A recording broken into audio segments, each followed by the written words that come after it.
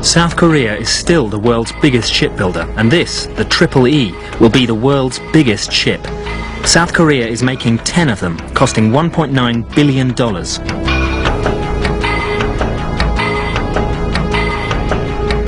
As long as the Empire State Building is tall and as wide as an 8-lane highway, each ship can carry 18,000 containers, enough to transport 18 million flat-screen TVs.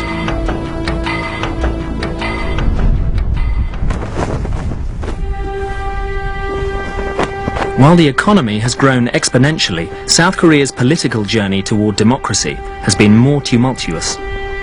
A combination of military rule, dictatorship, corruption trials and assassination has dogged the country. The effects of this political instability can be seen even today, when its parliamentarians disagree in a spectacular fashion. South Korea's industrial rise has been less volatile, but no less challenging. Heavy industry and labour-intensive industry like textiles were the nation's mainstay in the 1970s. But its neighbour Japan had an unbeatable reputation for cars, electronics and desirable gadgets. South Korea wanted what they had. In the early days, it's got to be admitted that Korea had a rather shady past in its relationship with Japan, that over the weekends, Japanese technicians would make a bit of extra money by coming over and selling secrets to the Koreans. Korea became a master of the copycat technology, but that doesn't mean that it isn't innovative. It becomes very powerful at using its control, management of costs, of production systems, to be a very powerful, what it calls fast follower. The speed of South Korea's catch-up in the 1980s was meteoric. It became one of the tiger economies of Asia and a magnet for money. Investment in the economy was huge, both from abroad and at home.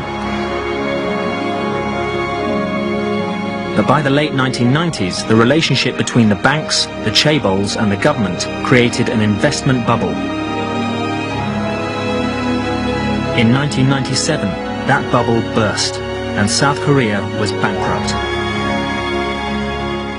The Asian financial crisis of the late 90s was very tough on Korea. About 20% of the large conglomerates failed. Many of the others were in tough financial condition. South Korea needed a $58 billion bailout. The International Monetary Fund stepped in, but wanted to change the cronyism that had helped create the crisis. South Korea had survived occupation and war to become one of the world's leading trading nations. Could they do it all over again?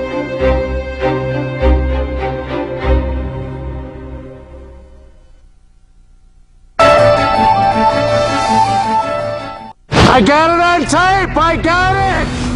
These lights were observed by thousands of people. This was definitely not an airplane. It was unlike anything I'd seen before or after. They were kind of hovering, and this thing just floated across the sky. It was exciting and it was disturbing. This was an event over a major city. I just don't know of any earthly explanation for what we saw. So there's something there, and I can't explain what it is. I've never seen anything like those lights. UFO Hunters, Sundays at 8 on History HD. Something very strange is happening on this planet. What if human evolution was manipulated? There are things out there we do not understand. What if aliens really did help shape our history? Our past is way different than what we're being taught. A theory some believe cannot be true, but many agree cannot be ignored. It leaves you feeling a little nervous. History brings you a startling series, Ancient Aliens, Sundays at 8:55 on History HD. We gotta get this season started. I'm coming. You gotta have the adrenaline pumping and trees flying. New locations. Oh yeah, this is how they do it in Alaska. New characters. You don't like it, Joe? Get out of here. I'm gonna tell him to shut his mouth. 8 crews compete. Move. In their toughest season yet. Woo! That was exciting. Axemen, Thursdays at 8 on History HD. Made every day.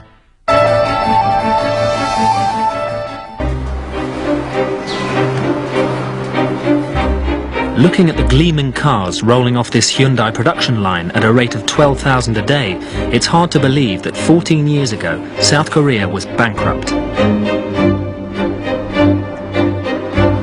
Back in 1997, to save their country's failing currency, 3.5 million Koreans donated jewellery and 227 tons of gold, which drove the global price of gold down to an 18-year low, but helped raise more than $1 billion and demonstrated how determined the whole country was to rebuild its fortunes.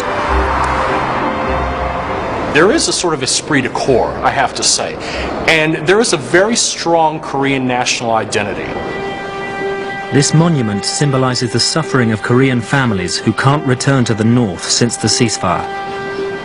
This country has come so far, so fast. It has to do with the separation of other Koreans on the peninsula. And it has to do with the sort of yearning to create a greater Korea, a greater presence on the world stage. So I think that's the driving force. The International Monetary Fund's $58 billion loan to bail out the country came with provisos. The banking system was restructured and the chaebols underwent change.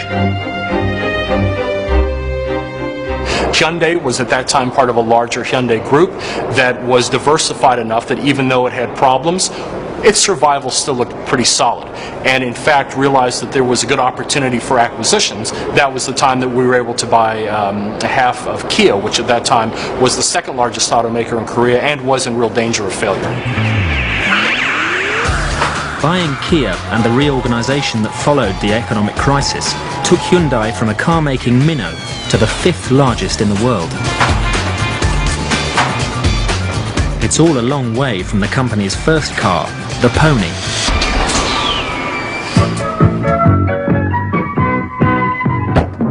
There was kind of a kit of parts. It was almost a United Nations of vehicles. The manufacturing and the engineering know-how came from the UK, the design came from Italy, the engine came from Japan.